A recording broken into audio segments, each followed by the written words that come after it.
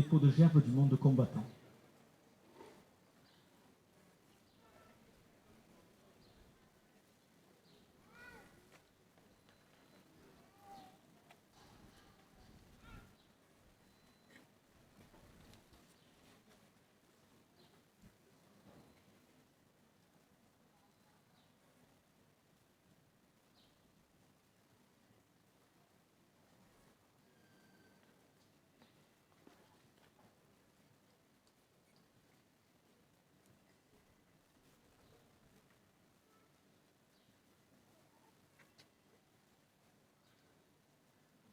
Dépôt de gerbe du conseil municipal des jeunes.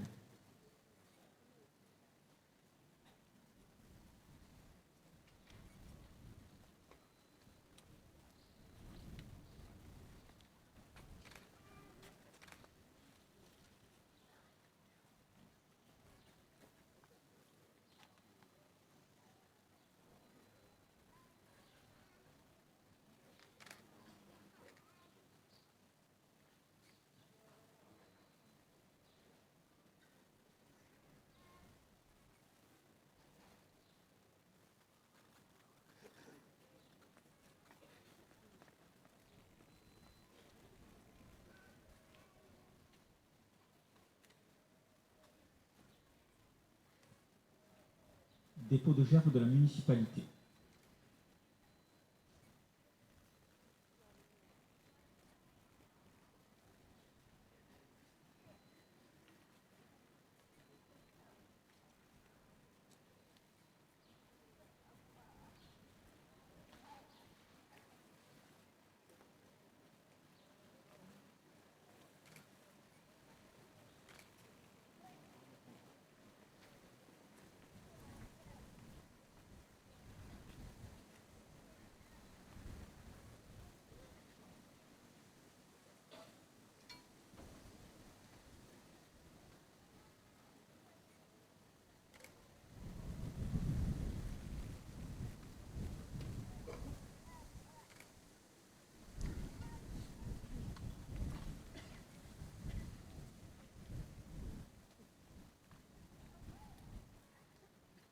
Dépôt de gerbe de monsieur le député de la 8e circonscription de l'Hérault.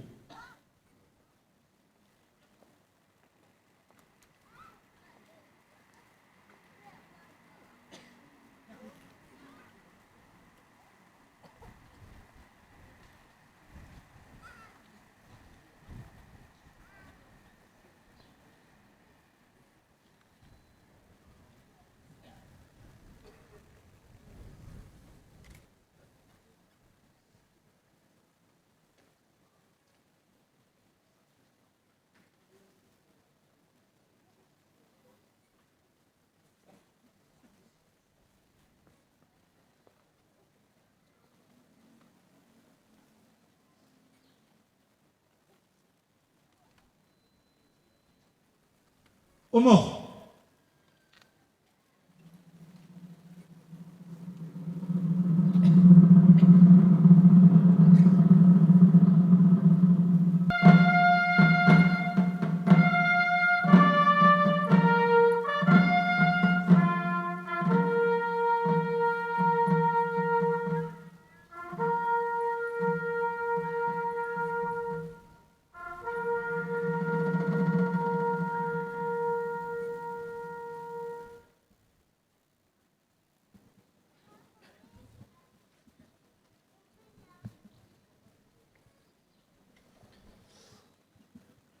Mesdames et messieurs, comme chaque année, nous sommes réunis aujourd'hui sur cette place Jean Jaurès devant notre monument aux morts pour célébrer la fête nationale.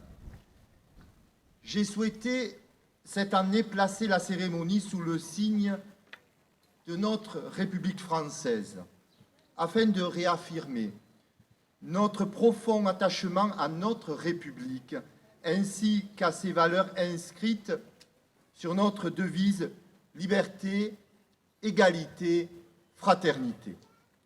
À l'évidence, nous vivons une période complexe, une période où le socle et les valeurs fondatrices de notre République sont profondément ébranlés. Depuis qu'elle existe, chacune et chacun d'entre nous croyait notre République éternellement installée, un peu comme si l'histoire avait rendu inséparables ces deux grands mots que sont la France et la République.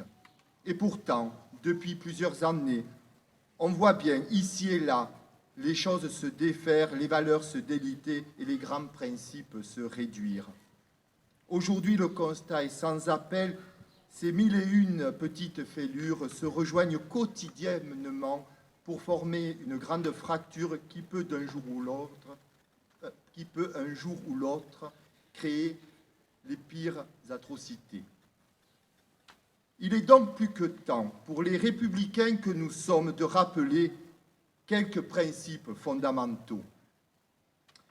La République est née en reconnaissant l'égalité des droits et des devoirs pour chaque citoyen. S'il est clair que l'égalité est encore à gagner en matière de droits, il est tout aussi clair que la notion de devoir républicain n'est plus, et pour beaucoup, qu'un vague souvenir. La République est née pour être indivisible. Voilà pourquoi en République, il n'y a qu'une seule communauté qui vaille, c'est la communauté nationale. La République est laïque et grâce à cela, elle respecte toutes les croyances et toutes les opinions, mais c'est aussi grâce à cela qu'elle respecte celles et ceux qui n'ont pas de croyances. Voilà pourquoi il nous faut réaffirmer plus fortement le rejet de tous les fanatismes et de tous les intégrismes. La République, c'est aussi la parole et la décision donnée au peuple et à ses représentants. C'est le droit de vote, dont les quelques grammes de tissu que pèse le rideau de l'isoloir garantissent la souveraineté du peuple. Enfin, la République, c'est l'indépendance nationale permettant de nouer avec d'autres pays des partenariats mutuellement avantageux, mais permettant aussi de ne pas sombrer dans une Europe aussi éloignée des réalités de nos territoires et des préoccupations des Français. Réfléchir et parler des valeurs de notre République, c'est pour moi donner du sens et de la consistance à ces valeurs fondamentales. La liberté d'abord, la liberté de travailler alors que plusieurs millions de nos compatriotes sont au chômage et en très grande difficulté. La liberté de se loger alors que la Fondation Abbé Pierre recense 700 000 personnes privées de domicile. La liberté de penser, de croire au Dieu que l'on souhaite, mais aussi la liberté de ne pas croire et la liberté de pouvoir dire. La liberté de se soigner, d'élever ses enfants, de s'éduquer, de se cultiver, de profiter de sa retraite et de vivre en sécurité, tout ce que communément nous appelons le vivre ensemble et qui souffre terriblement aujourd'hui. L'égalité ensuite, l'égalité qui devrait donner à chacun les mêmes devoirs, mais aussi les mêmes droits pour réussir sa vie et de s'affirmer avec les mêmes chances que celui qui a réussi. L'égalité homme-femme ou femme-homme, qui devrait se retrouver dans la parité, mais aussi dans les rémunérations, les études et l'accès aux responsabilités. L'égalité de pouvoir se marier, y compris lorsqu'on n'est pas du même sexe. La fraternité, enfin.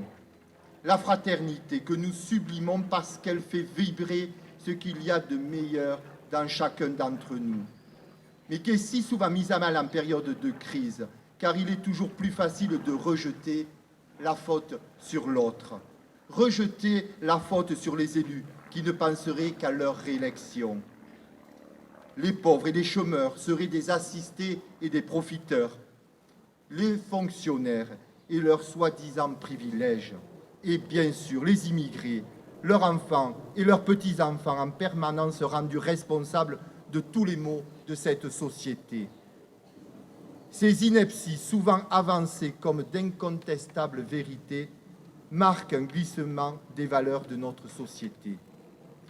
Un léger retour en arrière nous montre malheureusement que la montée du fascisme et du nazisme s'est effectuée dans une période de colère et de suspicion avec les mêmes arguments qui, aujourd'hui encore, profitent à tous les extrémismes.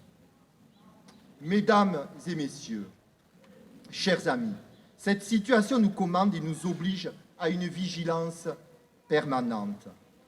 À une vigilance permanente, car il est toujours nécessaire de rappeler que 81 ans après l'Holocauste nazi, le nazisme et l'antisémitisme ne sont toujours pas des idées, mais bien et bien des délits.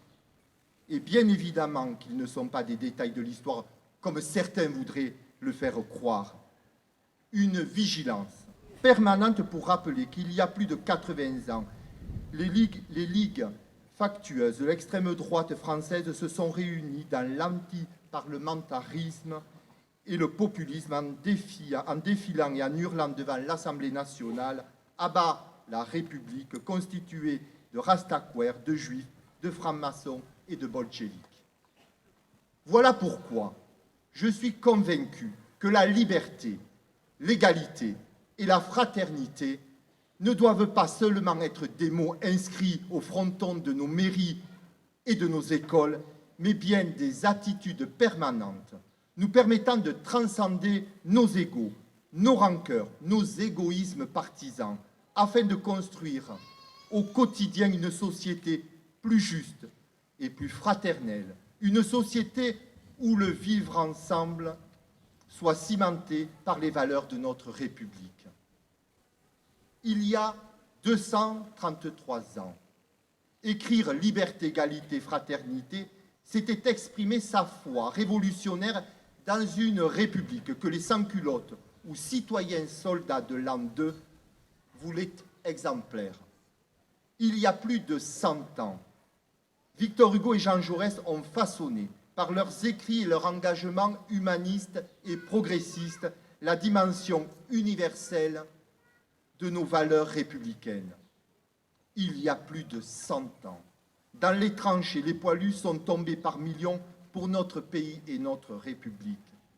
Il y a plus de 70 ans, la France libre de De Gaulle, celle de la résistance et des maquis, s'est massivement levée pour dire non à la soumission et à la barbarie.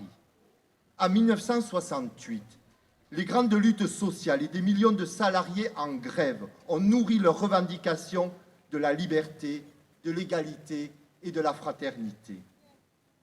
Dans des contextes bien différents, toutes ces générations nous ont construits et ont fait ce que nous sommes aujourd'hui.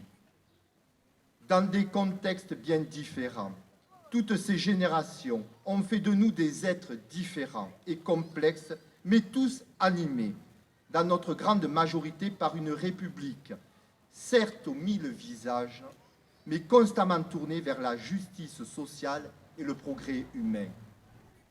Mesdames et messieurs, chers amis, je ne pouvais pas terminer mon propos sur la République et ses valeurs sans dire un mot sur toutes les actions et parcours qui la servent et subliment tant, sans dire un mot sur toutes ces initiatives qui nous donnent espoir à notre pays et à notre République. Je pense à tous ces jeunes, Frontignanais et Lapéradois du Conseil municipal des jeunes, qui s'engagent et participent à chacune de nos cérémonies républicaines. Je pense à nos rassemblements chaque année, grâce à chacun et chacune d'entre vous, pour commémorer les événements tragiques de notre histoire, en rappelant toujours que la paix est aussi facile à perdre que difficile à gagner. Je pense au travail mené par nos enseignants et animateurs pour transmettre aux plus jeunes générations l'histoire de notre belle commune et de notre pays. Je pense au travail mené par les éducateurs, associations et acteurs locaux pour aider nos citoyens, notamment dans les quartiers prioritaires, à mieux accéder aux services publics, à la culture, à l'éducation, à l'emploi, au logement, en somme à tout ce qui fait de nous des citoyens au sein d'une République solidaire.